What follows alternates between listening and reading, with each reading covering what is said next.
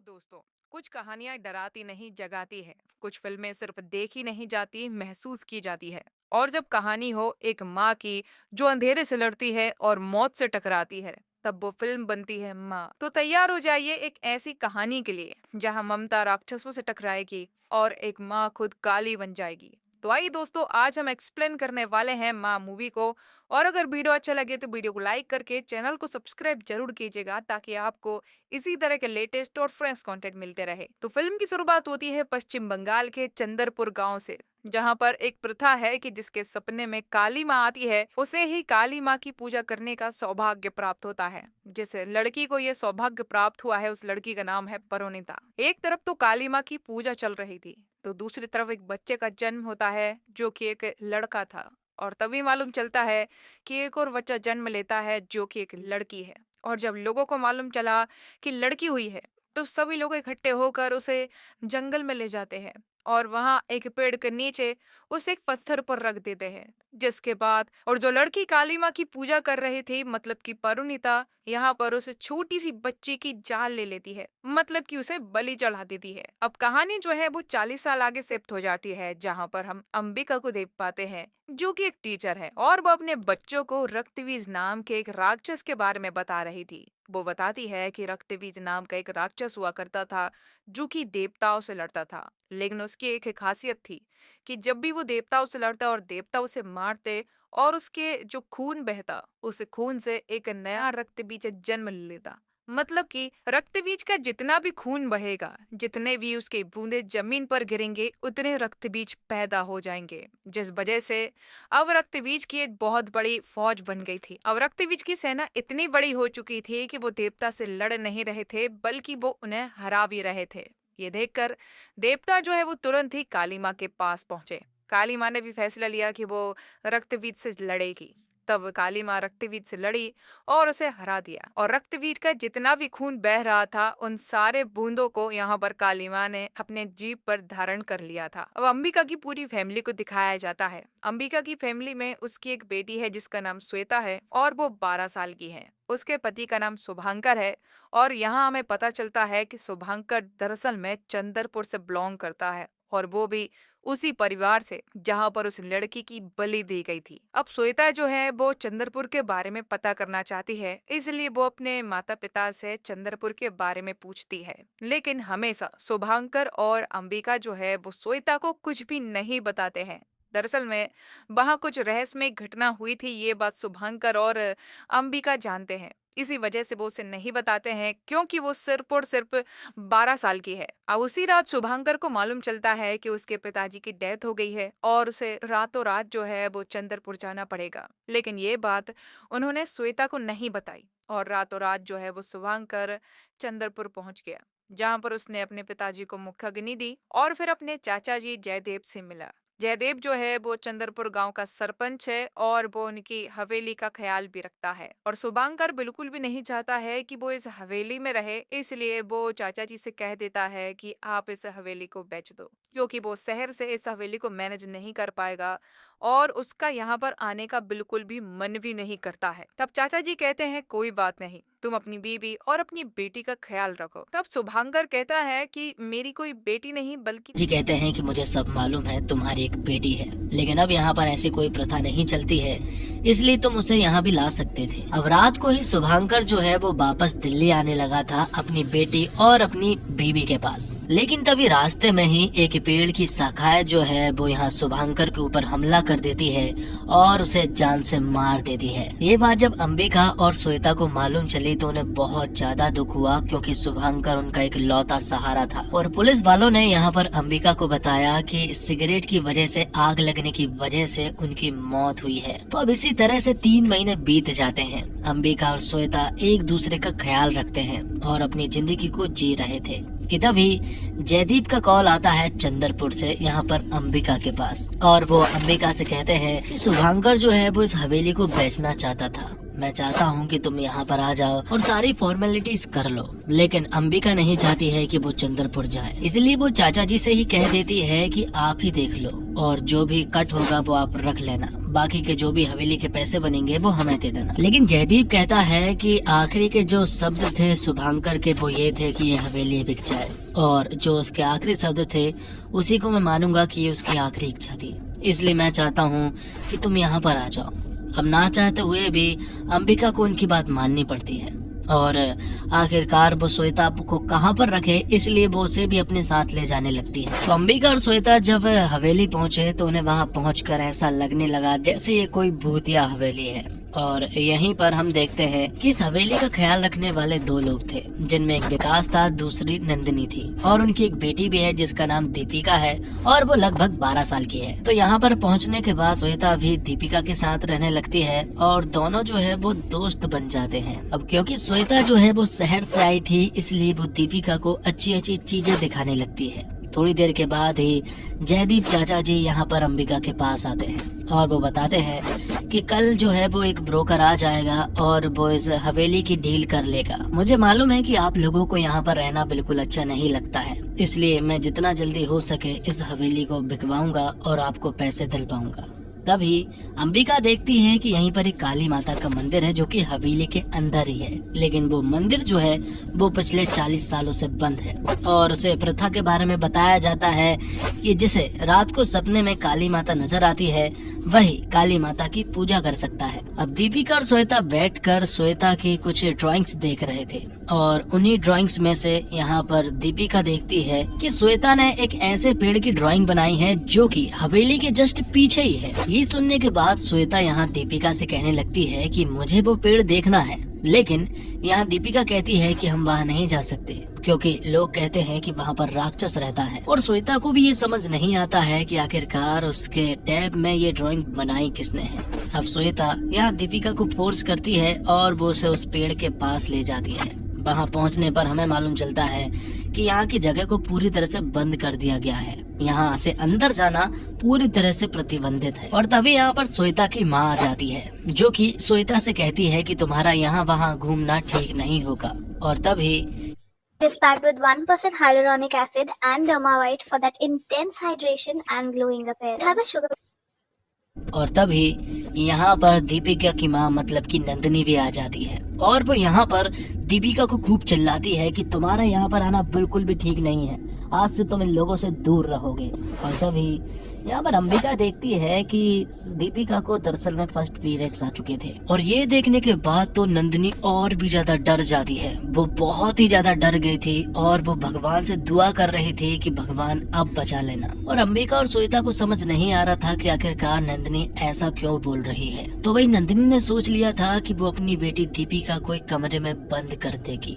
उसने ऐसा ही किया, उसने दीपिका को एक कमरे में बंद कर दिया कि तभी पेड़ की कुछ शाखाएं जो है वो उस कमरे में खिड़की के सहारे अंदर घुस आई और वो दीपिका को यहाँ से झंझोड़ते हुए अपने साथ लेकर गई। जब इस बात का तहलका मचा और ये बात नंदिनी और विकास को मालूम चली तो नंदिनी यहाँ पर ये देखकर अंबिका को बहुत चिल्लाती है कि तुम्हारे यहाँ पर आने की वजह से ही ये सब कुछ हुआ है और अब उसकी बेटी के साथ अगर कुछ भी हुआ तो इसका पूरा इल्जाम जो है वो तुम्हारे ऊपर रहेगा। अब इस इंसिडेंट के बाद गांव के बहुत सारे लोग भी इकट्ठे हो चुके थे और यहीं पर पुलिस वाले को भी बुला लिया गया था और यहाँ सभी को मालूम चलता है कि दरअसल में 12 साल की उम्र हो जाने के बाद जिनका पहला पीरियड्स आता है, लड़कियां इसी तरह से रात को गायब हो जाती हैं और 3-4 दिनों के बाद अपने आप वापस भी आ जाती हैं। इस इंसिडेंट के बारे में यहाँ जयदेव को बहुत अच्छे से मालूम है, लेकिन उसने ये बात कभी भी किसी को नहीं बताई और ना ही पुलिस वालों के पास FIR की। लेकिन ये बात अंबिका और पुलिस वाले को हजम नहीं हो रही थी, इसलिए वो उस पेड़ के पास चेक करने के लिए जाते हैं जहाँ पर उन्हें ऐसी कोई चीज नहीं दिखती है जिससे उन्हें लगे कि यहीं से लड़की गायब हुई है। लेकिन आखिरकार यहाँ पर क्या चल रहा है, श्वेता ये सब कुछ जानना चाहती है, इसलिए श्वेता ये सारी बातें अपनी माँ अंबिका से पूछती है। तब अंबिका यहाँ पर श्वेता को एक कहानी सुनाती है। वो कहानी थी रक्त बीज की। रक्त बीज के बारे में आपको पता होगा कि वो एक शक्तिशाली राक्षस था। उसकी एक बूंद से नया रक्त बीज जन्म ले लिया करता था। लेकिन बात कुछ ऐसी है कि जब काली माता ने सारे रक्त बीज को खत्म कर दिया था तो उन्हीं में से एक खून की बूंद जो है वो चंद्रपुर में गिर गई थी। तब वह एक राक्षस ने जन्म तो लिया, लेकिन वो रक्त बीज जितना शक्तिशाली नहीं था, जिस वजह से वो एक पेड़ के रूप में था और वो गांव वालों को परेशान कर रहा था। लेकिन इसके बारे में एक राजा को पता चल गया था। तब एक दिन राजा के सपने में काली माता आई और उसने काली माता की पूजा की। पूजा करने के बाद जब राजा को शक्ति मिली तो वो रक्त बीज से लड़ने के लिए पूरी तरह से रेडी था। और जब वो उसे लड़ा तो जीत राजा की तो हुई, लेकिन उसने अपना बीज जो है वो राजा की बेटी में छोड़ दिया था, जिस वजह से अब वो लड़की जो भी जन्म देगी वो रक्त बीज ही बनकर पैदा होगा। ये देखकर राजा ने सोचा कि इस लड़की का मर जाना ही बेहतर है। अगर ये जिंदा रही और अगर इसने किसी बच्चे को जन्म दिया तो वो राक्षस बनकर पैदा होगा। इसलिए राजा ने उस बच्ची को मार डाला। और ये परिवार कोई दूसरा परिवार नहीं है, बल्कि ये तुम्हारे पिताजी का ही परिवार है, जिस वजह से हमने तुम्हें आज तक इन सभी लोगों से छिपा कर रखा था और बताया कि तुम लड़का हो। अब अंबिका और पुलिस वाले मिलकर इन सारी लड़कियों की इन्वेस्टिगेशन करने लगते हैं। कुछ 3-4 दिनों के बाद सारी लड़कियां वापस आ जाती है और जब उनसे पूछताछ की जाती है तो मालूम चलता है कि उन सारी लड़कियों को इस इंसिडेंट के बारे में कुछ भी नहीं मालूम है। और अब एक दिन अचानक से श्वेता के पेट में दर्द होने लगता है, मतलब कि उसे फर्स्ट पीरियड आने वाले थे। ये देखकर अंबिका समझ गई थी कि कुछ न कुछ प्रॉब्लम आने वाली है। तो जिस जगह पर श्वेता सो रही थी उस जगह पर जो सारी लड़कियां गायब हुई थी अब वो वापस आ चुकी है और अब उन सारी लड़कियों को राक्षस ने पजेस कर लिया है। वो सारी लड़की श्वेता के पास आती है और वो उसे उठाकर उस वृक्ष के पास ले जाने लगती है कि तभी एक बूढ़ी औरत जो है वो यहाँ पर श्वेता को बचाने की काफी कोशिश करती है। आखिर में अंबिका और उस बूढ़ी औरत ने श्वेता को बचा लिया था। ये देखकर अंबिका समझ गई थी कि अब वो यहाँ पर बिल्कुल भी नहीं रह सकती है, क्योंकि अगर वो यहाँ पर रहे तो उसकी बेटी और उसकी खुद की जान खतरे में हो सकती है। इसलिए रातों रात वो कार से अपने घर जाने लगती है कि तभी बीच रास्ते में वही सारी लड़कियां आ जाती है और वो अंबिका और श्वेता पर हमला कर देती है। और यहाँ पर इस बार वो श्वेता को अपने साथ ले जाने में कामयाब हो जाती है और वो बूढ़ी औरत भी इस बार कोई मदद नहीं कर पाती है। अब वो बूढ़ी औरत जो है वो अंबिका से मिलती है और वो उसे बताती है कि मैं भी उस लड़की को बचाना चाहती हूँ। अब वो बूढ़ी औरत अंबिका को पूरी कहानी सुनाती है। दरअसल में ये बूढ़ी औरत कोई और नहीं बल्कि फिल्म की शुरुआत में जिसके सपने में काली माता आई थी, मतलब कि परुनीता, ये वही लड़की है। और इस लड़की को उस छोटी सी बच्ची की बलि चढ़ाने को भी कहा गया था, लेकिन तब उसने मना कर दिया था। बलि देते देते परुनीता रुक गई थी, लेकिन तभी जयदीप यहाँ पर आया और उसने सभी लोगों के सामने परुनीता को कमजोर बताया और कहा कि ये काम मर्दों का है, इसलिए ये काम वो करेगा। तब जयदीप ने ही उस लड़की की बलि दी थी। जिसकी बलि दी थी वो एक लड़की थी, लेकिन जो लड़का था ना वो तुम्हारा पति शुभांकर था। और इन सब के पीछे कोई और नहीं बल्कि जयदीप ही है। गांव का सरपंच ही सबसे बड़ा गुनहगार है। दरअसल में जब जयदीप ने उस बच्चे की जान ली तब उस राक्षस ने यहाँ पर शुभांकर के पूरे परिवार को मारना चाहा, जिनमें जयदीप भी शामिल था। लेकिन उसने जयदीप को नहीं मारा क्योंकि उसने देख लिया था कि जयदीप जो है वो 1 नंबर का मक्कार आदमी है। जयदीप उसका साथ जरूर देगा, इसलिए उसने उसे नहीं मारा और जयदीप ने उस राक्षस के साथ हाथ मिला लिया। तब जयदीप के पास भी बहुत सारी पावर्स आ चुकी थी और अब वो राक्षस के लिए काम करने लगा था। जितनी भी लड़की गायब होती उन सभी के पीछे जयदीप का ही हाथ था। लेकिन उनका असली मकसद श्वेता को यहाँ पर लाने का था, क्योंकि श्वेता ही उन्हें चाहिए थी। इसी वजह से उन्होंने शुभांकर के पिता को मरवाया ताकि उन्हें ऐसा लगा था कि शुभांकर के साथ उसकी बेटी श्वेता भी आएगी, लेकिन ऐसा नहीं हुआ।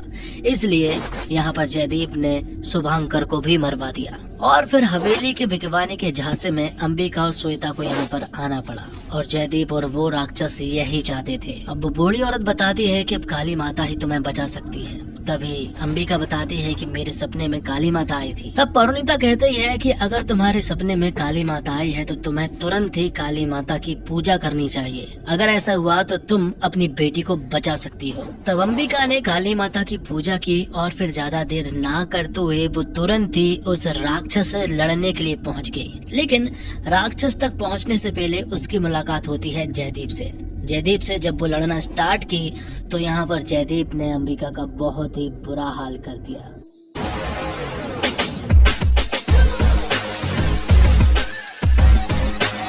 बुरा हाल कर दिया। उसके हाथ पैर गर्दन सारी चीजें तोड़ दी थी, उसे पूरी तरह से अधमरा कर दिया था। और जब अंबिका मरने ही वाली थी कि तभी उसका एक खून का कतरा जमीन पर गिरा और तब अंबिका के अंदर काली माता आ जाती है और फिर वो जयदीप से लड़ना स्टार्ट करती है। और इस बार वो सिर्फ उससे लड़ी नहीं बल्कि उसने जयदीप को पूरी तरह से खत्म कर दिया था। और जयदीप ने जिन सारी लड़कियों को पजेस करके उनका सहारा लिया था, अंबिका ने उनके सबके माथे पर हाथ फेर दिया था, जिस वजह से वो सारी लड़कियां भी ठीक हो चुकी थी। तो इस तरह से अंबिका ने सबको बचा लिया था। और जब वो इन सारी लड़कियों को वापस लेकर आ रही थी कि तभी यहाँ पर परिणीता आती है, जो कि बूढ़ी औरत है।